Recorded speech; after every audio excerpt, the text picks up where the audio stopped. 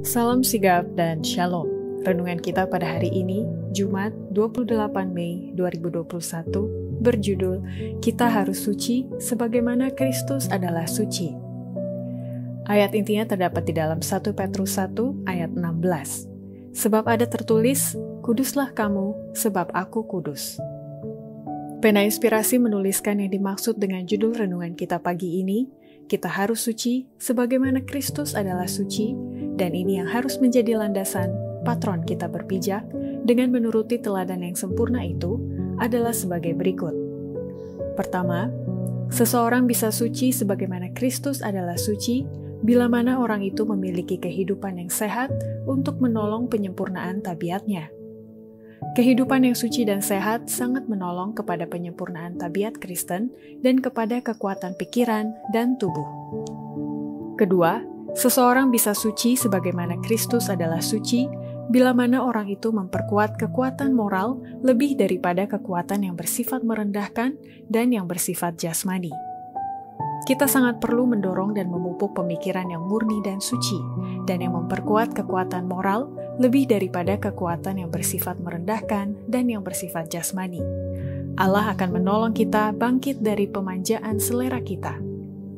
Ketiga, seseorang bisa suci sebagaimana Kristus adalah suci bila mana orang itu memelihara hati nuraninya tanpa memiliki cacat celah atau noda kerusakan pada jiwanya, sehingga kehendak Allah menjadi kehendaknya yang suci murni, meninggikan, menghaluskan, dan menguduskan yang selaras dengan Allah. Orang Kristen yang benar memperoleh pengalaman yang membawa kesucian, hati nuraninya tanpa cacat celah atau noda kerusakan pada jiwanya. Kehendak Allah menjadi kehendaknya, suci murni, meninggikan, menghaluskan, dan menguduskan. Wajahnya menyatakan terang surga, tubuhnya adalah bait Roh Kudus, kesucian menghiasi tabiatnya.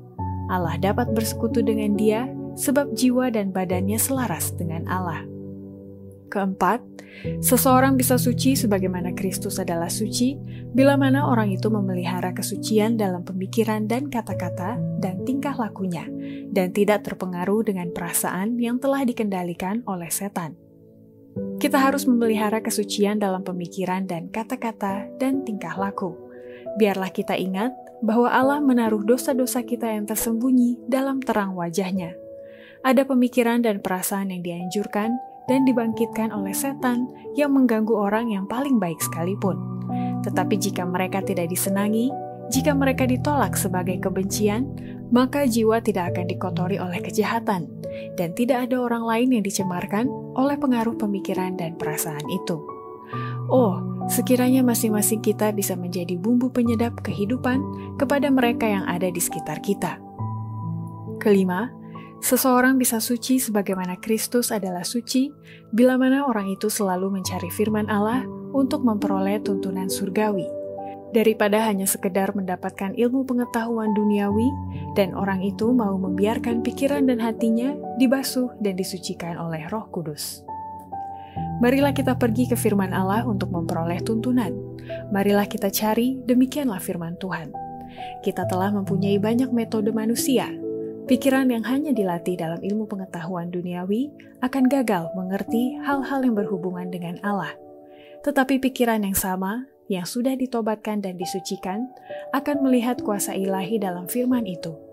Hanya pikiran dan hati yang sudah dibasuh oleh penyucian Roh Kudus yang dapat mengerti perkara-perkara surgawi.